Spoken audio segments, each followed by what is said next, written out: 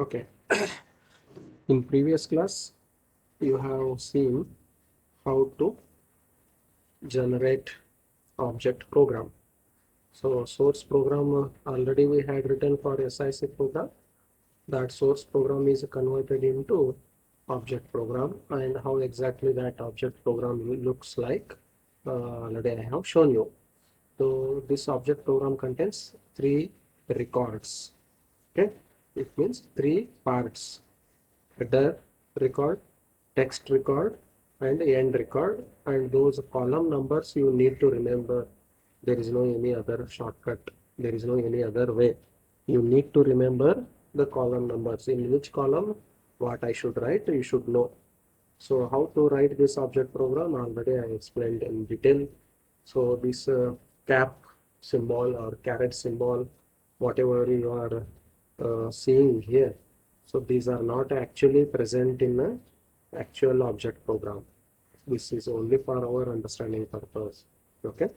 So next we will see today uh, our assemblers always use two passes. So briefly, I think in previous class I had explained you. Any assembler, whatever you have converted now from a source program to object program conversion or translation, usually we call it as a assembly, assemble the instruction. Instead of calling it as a compile, we call it as a assemble. Okay, assemble the instruction means translate the instruction from assembly level language to low level language. So these assemblers use two passes. It means two steps. So or you can call them as two iterations. In the first pass, what our assembler will do. In the second pass, what our assembler will do. We will see now in detail today. In pass 1, in bracket here I have written in only just one or two words as a summary. Okay, it means that if you remember that much, you can write on your own the remaining steps. It means, in short, pass 1 is used for defining the symbols. Defining the symbols. Symbols means what? In our source statement, in our source program, there are three columns are there. The program contains three columns. First column, as I already told you, it is called as a label column. Second is a opcode column. Third is a operand column. These first and last columns are called as symbols.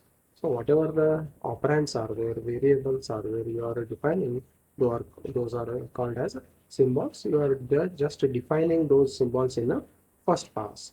It means in your program, if you observe carefully, as I already told, there is a logical section is separate, where exactly you write your program, which contains the logic of your program, and the bottom of your program, we have one more section.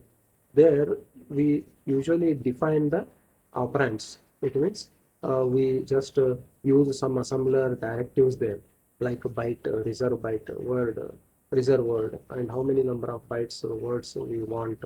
Those all things we define there. Along with the leftmost column, that is a location column, where we will list the addresses of these symbols. The first pass is used for only for defining the symbols. That is, first step in that sub step is assign the addresses to all statements in the program. It means that we are just keep on writing the location column. That's all. LOC column is there in your program. If you want, you refer your textbook there. You open page number 49. 49, there you get a program, SIC program, there you will get a location column. That first column, location column, continuously +3, +3, +3 we are doing, and we are writing the address there. That is nothing but assign the addresses to all the statements in the program. Second step is save the values. Values is nothing but here addresses. We have to save them in some data structure or somewhere else. We have to store these all values or addresses whatever we have assigned to our instructions or symbols or operands in our program. Okay. And why, sir, we have to save these addresses? Because these addresses, these values we will use in a past too. So we have to save them for our future reference. Third step is perform some processing of assembler directives. As I just told you, so we have to process the assembler directives. Okay, assemble the instruction means translate the instruction from assembly level to machine level. But these are not instructions, these are assembler directives. We have to process them, not translate. Okay, so how to process them? So here already I told you, byte will reserve 1 byte of memory. Reserve byte will reserve how many number of bytes you want, that many number of bytes it will reserve. Word will reserve 1 word of memory. Reserve word will reserve how many number of words you want, that many number of words it will reserve. Only here we are just going to deal with the memory and defining the memory for symbols, variables, operands. Only this much we are doing here in pass 1. We means what? Here assembler is going to do these all things. And in pass 2, what that assembler will do in bracket, just like a summary, in only one sentence I have written here in bracket, that is assemble instructions and generate object program. Just now I told you assembler instructions means translate the instructions. Okay. Okay. After that, what we have to do? We have to generate the object program. So already you have done this one. So you have translated your instructions one by one. Because of that only, the rightmost column you had generated as a object code column. Okay. And after that, what we have to do? Generate the object program. Okay, object code you have generated in your program, in your textbook, rightmost column is an object code. But these object codes, we have to arrange them properly in a particular format. Then only it will become object program. Okay, so which contains one particular structure. So here we are going to do our actual circus in pass 2. The first step is assemble the instruction. That is nothing but translating the operation codes or instructions into machine language equivalent and looking up the addresses. It means you search for the address. Second step is generate the data values. Generate the data values means constant, hexadecimal constant, character constant. So we have to generate the constants which are defined by the assembler directives, byte, word, etc. Okay. Then third step is perform processing of assembler directives. Perform processing of assembler directives. It means, sir, already we have performed, we have processed assembler directives in pass 1. Of course, you have done, but if some assembler directives, if you could not process in pass 1, the assembler directives which were left during the pass 1, those assembler directives you have one more chance to process in pass 2. Okay. Then fourth step is write the object program. Now you properly arrange all the object codes in a particular format, syntax or structure so that it looks like a correct object program and the assembly listing. It means that you should follow header record, text record and end record. According to that, if you write the list of object codes, then it will become object program. So very simple and interesting and easy steps which are performed by the assemblers. So assemblers use two passes, pass 1 and pass 2. In pass 1, in short, they define the symbols. In short, pass 2, they assemble the instructions and they generate the object program. Okay. So till now, whatever you have done, the same thing I explained once again here. So the only thing is steps are divided into here, pass 1 and pass 2. Now we will see the next topic and very important topic for your exam, that is assembler algorithm and data structures. So let us go to algorithm later, but first I would like to take you to data structures. Sir, why we need data structures? Of course, to store the data. in a correct manner, properly.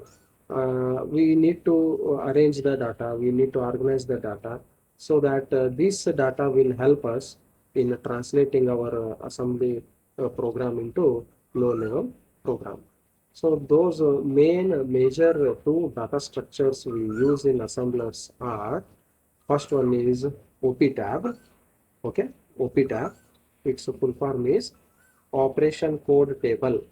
Operation code table. In short, it is called as OP tab. Second data structure is SIM tab. SYMTAB. SIM tab, its full form is symbol table. So, in short, if I want to tell you, this upcode OP tab is an operation code table. This is nothing but your appendix A.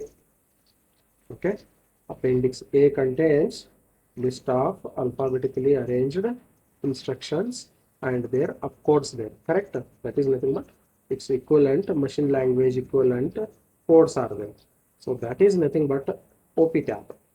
So initially it will be filled with or entries. Entries in this table are alphabetically filled all SIC instructions or SIC instructions along with their operation codes, that is opcodes. Okay, and if a OP tab is a data structure, it contains very less amount of information actually. If it is a OP tab, at least it should have a list of instructions and their operation codes minimum.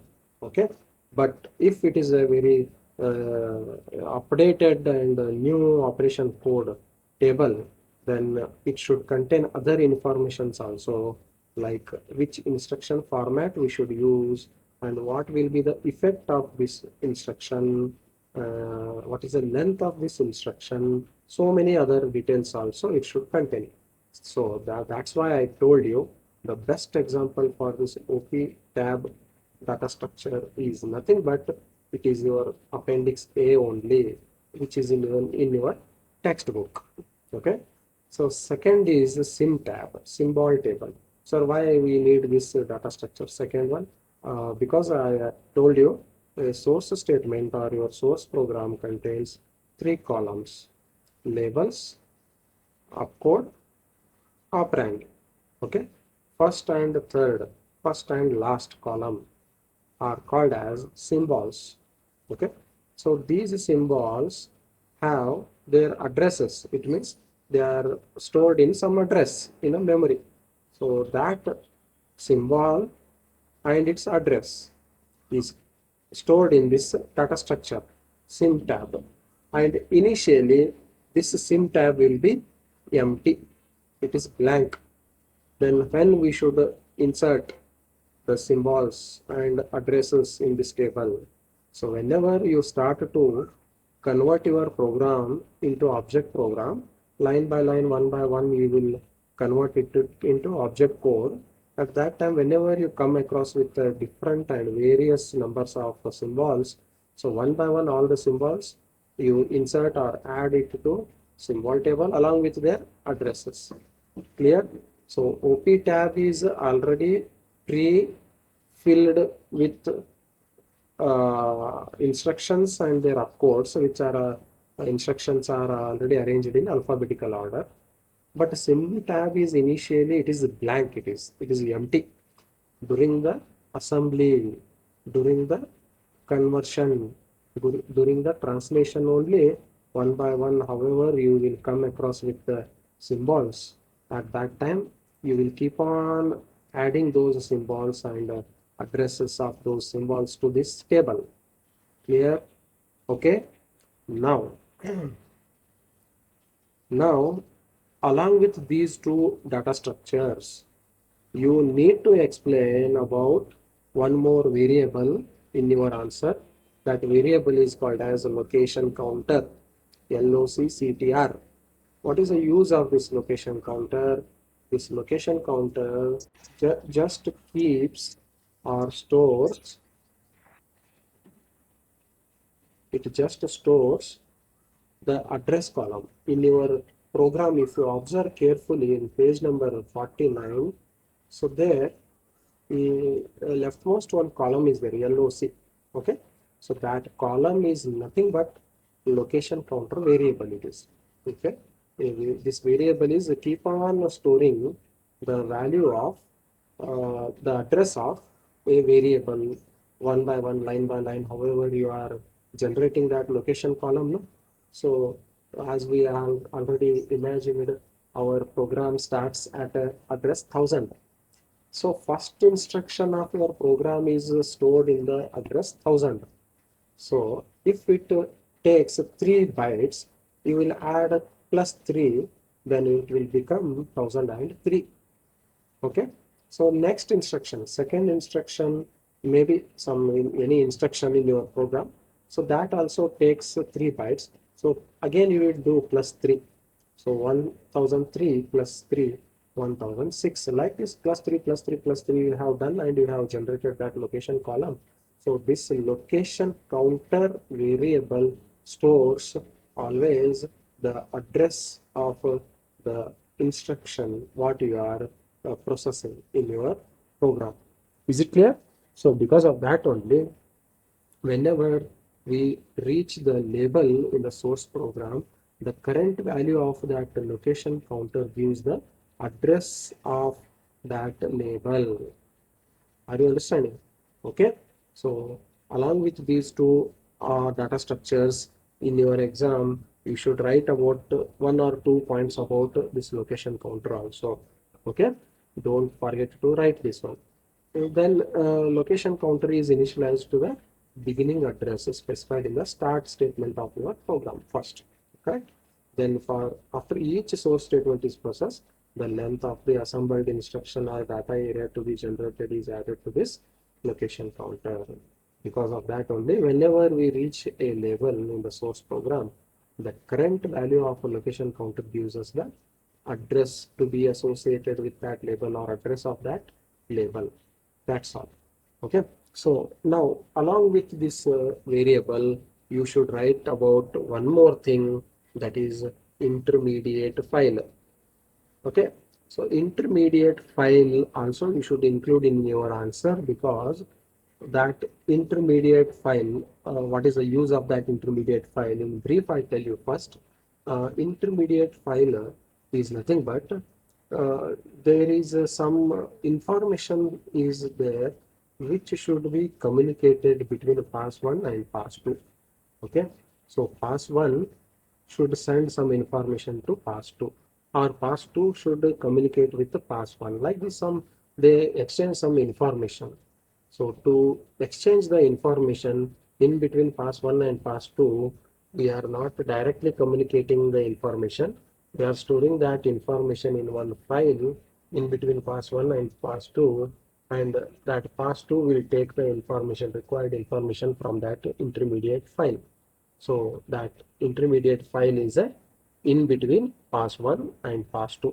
Pass 1 will put some information in that information intermediate file, and pass 2, if it requires any information, then it takes that information from this intermediate file. It is just like a window in between, a small window in between cash counters in our bank. So their accountant will be keep on writing some slips, and he is continuously keeping it in a small window for the next person or next employee who is sitting beside him. Okay. And that second person will take those slips automatically whenever he becomes free. Then he processes those slips. Right. In the same way, in between pass 1 and pass 2, this intermediate file plays a very important role. I will talk about that intermediate file in detail later. So first, let me to start the first data structure, that is OP tab. So as I already told you in briefly, so OP tab is a nothing but your appendix A. You can see here, OP tab must contain at least mnemonic operation code and its machine language equivalent. Minimum this much it should contain. Okay. But in more complex assemblers, this table also contains information about instruction format and length of instruction format and the effect of that instruction. It means data is moving from memory to register or register to memory. So these all things, every information it will contain. Clear? So during pass 1, OP tab is used to look up and validate the operation codes in the source program. It means during pass 1, this OP tab is used to look up is nothing but search. What we have to search? We will search the operation codes in the source program. Correct? So we will search this OP tab. In this OP tab, we will search the instruction and its machine language equivalent, that is opcode. In pass 2, OP tab is used to translate the operation codes to machine language. So here OP tab is used in both pass 1 as well as pass 2. In pass 1, it is only used for a searching purpose, and in pass 2, if that instruction is present in this OP tab, and then we will find out its equivalent, machine equivalent code, that is opcode. Okay, so these two passes will use this data structure OP tab. Actually, in our assembler, SIC assembler, both of these processes could be done together in either pass 1 or pass 2. Okay, so these two steps, whatever just now I told you, searching and translating, these two steps or processes can be done in either pass 1 or pass 2. But what happens for a machine such as a SICXC, which contains different instructions, instruction lengths, we must search OP tab in the first pass to find the instruction length for incrementing the location counter, because here location column you generated as a plus 3 plus 3 plus 3 plus 3 you have done, but in SICXC it is not possible, because in SICXC 4 instruction formats are there. Okay, in SIC there was only one instruction format, 24-bit, that is 3 bytes. But in SICXC 4 instruction formats are there. Sometimes you need to do +1, sometimes you need to do +2, sometimes you need to do +3, sometimes you also need to do +4, because 4 formats are there. In that, most of the times we use the third format and fourth format. Remember, okay? So then, because of that only, so these two steps, searching and translating, are divided into two passes. Okay? So then, likewise, we must have information from OP tab in pass 2 to tell us which instruction format to use in assembling the instruction. Right? As I already told you, if you want to observe your appendix A in your textbook, there which instruction to be solved with which instruction format, that also they have given there in OP tab. Okay, so every information is in that OP tab. OP tab is usually organized as a hash table. Hash table is nothing but it is just like a search table. So usually in hash table, two columns will be there. You just imagine in front of your eyes, a hash table contains two columns. One is a key and second column is a value. So here what is the key and what is the value? Key is nothing but your instruction and value is nothing but your opcode of your instruction. Okay, so this is usually, it is similar to hash table with the mnemonic operation codes as a key. That is all the instruction, what I told you, that instruction is a key. And what will be the value now? The value will be the opcode. The opcode will be the value. This information in this OP tab is of course predefined when the assembler itself is written. Because of that only I told you OP tab is initially already contains alphabetically arranged operation codes or instructions along with their machine language equivalent codes, rather than being loaded into the table at the execution time. But sim tab, during the execution time only you will start to fill the entries in the sim tab. Clear? So OP tab is initially already it is pre-filled, it is. Okay. So the hash table organization is particularly suitable, appropriate, since it provides the fast retrieval with the minimum of searching. Because of alphabetically arranged, you will, it is easy for you to find out a particular instruction and its opcode in the appendix A. In most of the cases, OP tab is a static table. Static table means it is not dynamic. It means whenever you want to add, you cannot add your instruction and upcode. Whenever you want to remove the entry from that table, you cannot remove. So it is fixed. Whenever the assembler software was written, at that time only it was filled. Okay, it is static. That is entries you cannot normally or usually added or deleted from the table.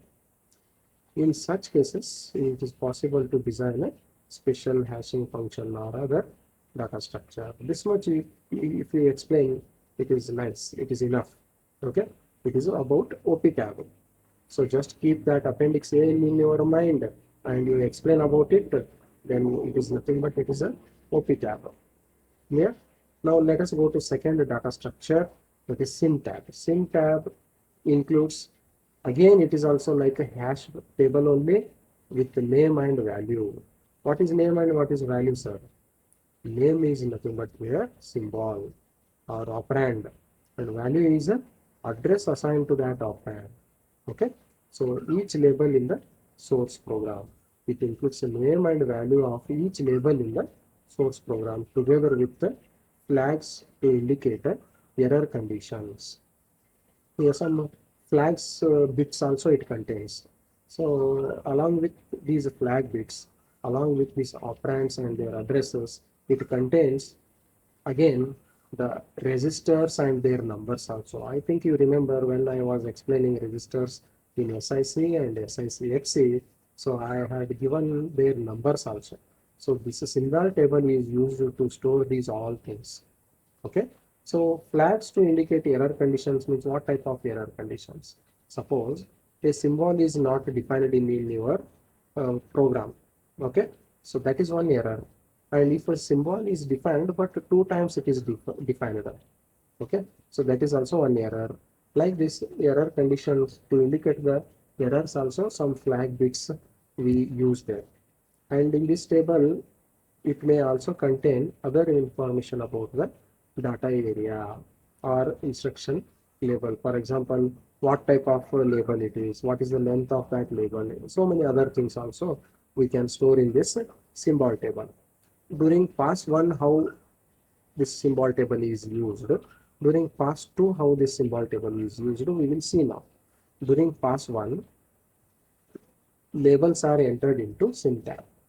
Okay, labels are entered into sim tab, and pass 1 is nothing but defining the symbols. Just now previous slide I told you.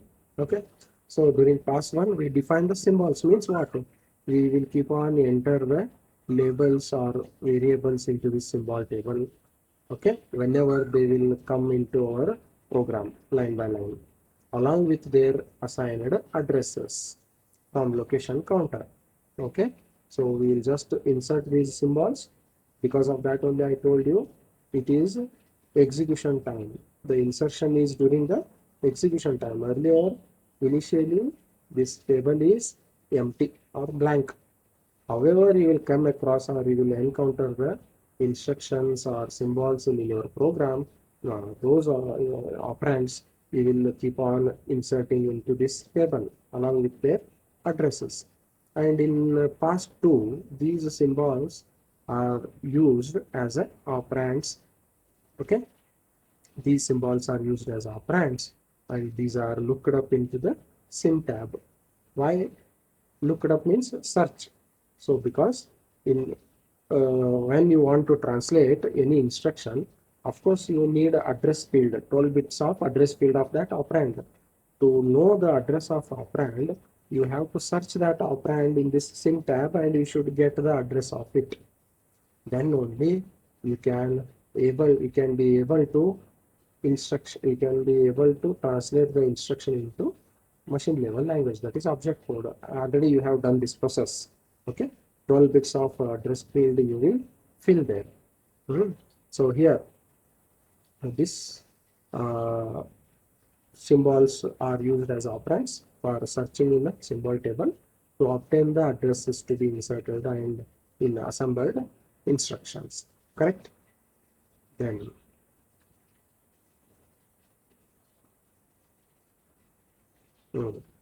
during second pass, that is during pass 2, these symbols are treated as operands, and these operands or symbols you will search into this symbol table, and if it is present there, you will get its address, and that address you will represent it into the 15 bits of address field.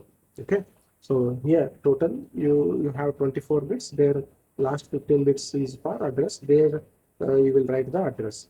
So for that purpose, you have to search this sim tab.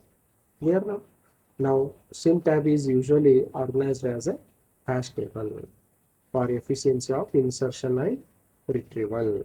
Since entries are rare here, it means rarely deleted from this table. Efficiency of this deletion is not an important consideration. Here deletion is very rare, but continuously you will keep on adding the symbols and their addresses here. So because sim table is heavily used throughout the assembly or conversion, so care should be taken in the selection of a hashing function here. So to generate this hash table, we use a hashing function. So that selection of that function should be very careful, because throughout your conversion, you will use this symbol table many times, okay, very frequently. Then programmers usually select many labels that have similar characters. For example, usually programmers choose the labels which will start or end with the same type of names or characters, so that it will be easy for them to insert and identify. Okay, see loop 1, loop 2, loop A, or else some same length characters also, one character, one length characters. Usually people will use the labels like this. If you want, you can observe in our previous program, there also some labels are there. Okay, so that is whenever we are moving to uh, copy loop, C loop, okay, copy loop, and so many other labels are there. Very comfortable labels programmers will use. Okay, so these are two data structures. Along with that, the variable location counter, you should write about that also to impress the evaluators. Okay, because this question will be for 8 or 10 marks. So if you write this intermediate file also, then it will be very nice. So as just now I told you, in between pass 1 and pass 2, there is some information is there to be communicated. So that information will not be directly communicated. It will be first written into this intermediate file, and from that intermediate file, the pass 2 will get the information. That's all. Okay, in fact, now one by one, whatever the pass 1 will do the process, that all statements of your program one by one, line by line. So every line will be first written to this intermediate file. Then pass 2 will take those all lines. It means indirectly I am telling that the entire program will be returned to this intermediate file in a pass 1, and during pass 2, again that pass 2 will take the entire program from this intermediate file, and then it convert it into the object code and object program. Okay, so this is a file which is acting a very important role in between the pass 1 and pass 2. And here pointers we use in these two data structures, OP tab and SIM tab. They will be pointing to the present entry. Okay, current entry. So this is about intermediate file. So whenever you are asked to write the data structure of SIC or SIC XC machine or assemblers, so you should write about OP tab, SIM tab, and location counter variable, then about this intermediate file. Okay, so this is about data structures. Now let us go to the algorithms. Okay, so algorithms, there are two algorithms are there. One algorithm for pass 1, second algorithm for pass 2. So definite question, fixed question for your exam. Any one of these two algorithms, they will ask definitely. Either they will ask pass one algorithm or they will ask pass two algorithm. Definitely they will ask fixed question. Okay. So for 10 marks or 8 marks, they will ask this algorithm. So, by looking into those algorithms, don't be scared because one algorithm is one page of algorithm it is. So how to remember, how to by heart, no need to by heart, no need to remember also. So just understand, then easily you will write your algorithms in your answer. Okay. So till now, whatever you have done, same thing here once again I am going to explain you. Okay. So how you have converted the source program into object program, same thing once again I am going to explain here. But the steps are divided into two passes there, pass 1 and pass 2. So because of that only two separate algorithms are there. One algorithm for pass 1, second algorithm is for pass 2. Clear? And in program I told you three columns are there, label, opcode and operand. So these are also called as fields. Okay. So then in our algorithm, whenever we come across with the strings which are representing the numbers like 1000, 4096, like this, if they are representing a number, usually in our algorithm we are writing it with a hash symbol. Okay. So to represent that, it is a number, because whenever you observe your address board on any shop, any area, house number, mobile number, usually we use this hash symbol to represent the number, plot number, right?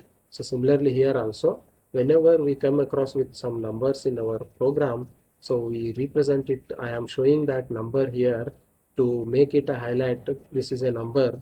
I have written it as a hash. I have written that number as a, I prefixed that number as a hash. Okay. So here, to just to make the attention, to make it understand that this is a number, that's all. Okay. So during this explanation of first algorithm, if this meeting ends uh, after some 5 or 10 minutes, you rejoin it. Okay. So I continue the class today. If it ends, then you rejoin it. Okay. Uh, if in this screen, if it is not visible to you, you can open your textbook also there, and you can keep on refer that textbook also during my explanation. You open page number 55, you will get algorithm for pass 1. Huh. Here pass 1, begin. Begin and end. We use two words here. So begin is nothing but your open brace of your C program syntaxes. End is nothing but it is a closing brace of your C program. It means it is just indicating a block of code or statements. So beginning and end. Okay, begin. Our program algorithm starts from this statement, begin. And then here second point, second line is there, where I am showing this mouse cursor. Read the first input line. Read the first input line. Okay, I will read my first input line from my program. From where you have to read the input line? From your program. From your program is nothing but your source program. Okay. If you observe your program, there your first program line was start assembler directive. Okay.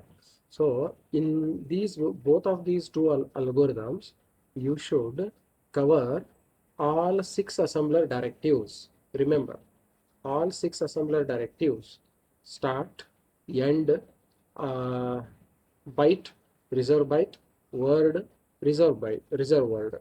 Okay. If opcode is equal to, okay, opcode is nothing but first column is label, second column in your program is opcode, third column in your program is operand. Remember it. Okay. I am talking about the middle column, that is opcode. If your opcode is equal to start, then what you do? If opcode is equal to start, then what I should do, I will write that inside a block here. Okay, that is if statement. Begin, what I have to do, I have to save its operand. Since in my program it is a start 1000, correct, its operand is 1000. It means my first executable instruction is stored in the address 1000. So because of that only I just told, whenever I come across with the numbers I use it with the hash symbol. So save that number 1000 at a starting address. Clear? It is a starting address. Then what I have to do, I initialize the location counter to this starting address. It means in my location column, LOC column also I write it as 1000. Then write that line to the intermediate file. As just now told, in between pass1 and pass2 we should use one intermediate file, and I write that first line whatever you have read, I will write it to intermediate file. Only this much. There is no any conversion is required, there is no any translation is required, there is no any assembly is not required. Okay, simply just I stored the addresses and I have written that line into intermediate line, into intermediate file. Then read the next input line. Read the next input line from your program once again. Then end. Which end it is? This if is a closed here. If opcode is equal to start was there, no? So that is closed here. So because of that only in bracket here if start, if statement with the start condition was closed here. Clear? So end is written here.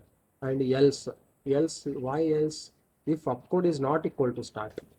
Okay, if opcode is not equal to start, then what are the possibilities? Other possibilities are, so many other opcodes are there. STL is there, LDA is there, LDCH is there, STCH is there, many opcodes are there. But in those opcode column, apart from these all opcodes, there are assembler directives are there, no? So first we should cover those assembler directives, then we will think about the remaining instructions or operation codes. Okay, else initialize that location counter to 0. Okay, so we are not, it means that we are not assuming that our program is at 1000, it is starting in the 0. Location counter will be 0. If it is not a start, then initialize your location counter to 0. Then while opcode, while loop, this is while loop it is, so this loop ends here. Okay, remember this is entire thing is inside the while loop only. So opcode is not equal to end. It means that we have not reached the end of our program also. It means that we are still in between the program.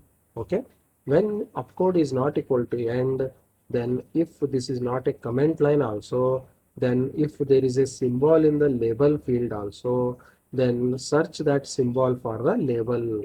Search the label in the symbol table. Do you understand? See, we have to cover all 6 assembler directives, and we have to consider the 2 data structures what I discussed just now.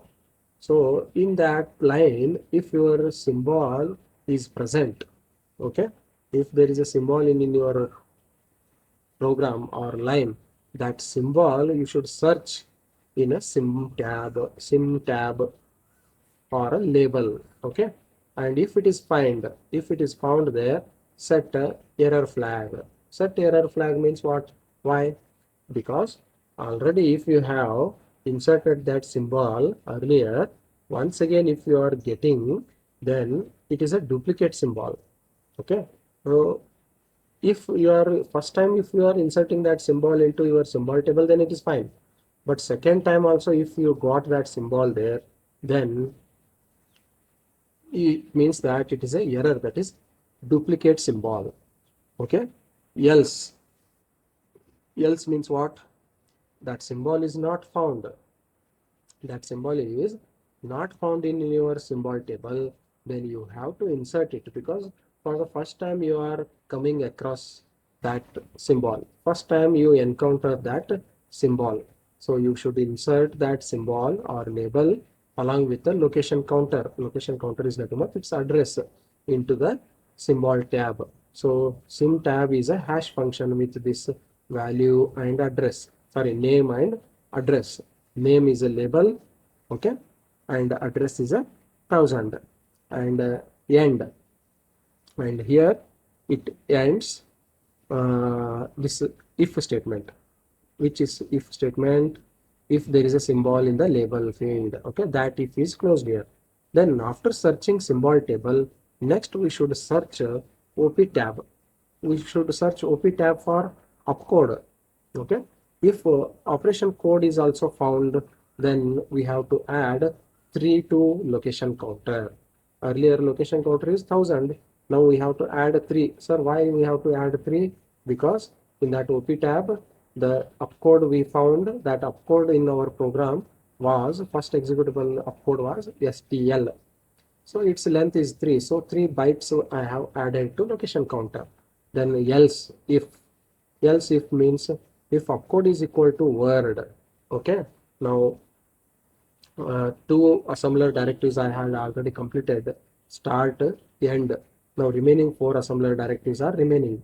If opcode is equal to word, then once again add 3 to location counter, okay. So then else if once again if opcode is reserve word, add 3 into number of words you want to reserve, okay, that you have to add. Then else if opcode is equal to reserve byte, then again add hash to this location counter, that is nothing but, so how many number of bytes you want to reserve, that number of bytes you add to location counter. Else if opcode is equal to byte, you add how much amount of byte you have to add. Here I am explaining, find the length of that constants in bytes. If there is only one character in that character constant, you add only 1 byte. If 5 characters in that character constant like VSMIT, you add 5 bytes. Like this, how many number of bytes you want, that many number of byte you have to add to location counter. And here you end that if statement, if byte. Then else, which else it is here, this else is for this if found is there, no, here if found opcode is found, okay. Else means what here, set error flag invalid operation code. It means that already in op tab the list is there. If apart from these list, if you get any other operation code, then you should set the error flag, that is invalid operation code. Then end if not a comment, this if is closed here, then write the line to the intermediate file. It means that like this while loop will be keep on continuing like this for each and every line in your program. Then write the line to the intermediate file, okay. Then read the next input line and end the while loop like this, one by one, line by line, you have to search or sim tab and op tab, and you have to take the required action. And in pass one, just I told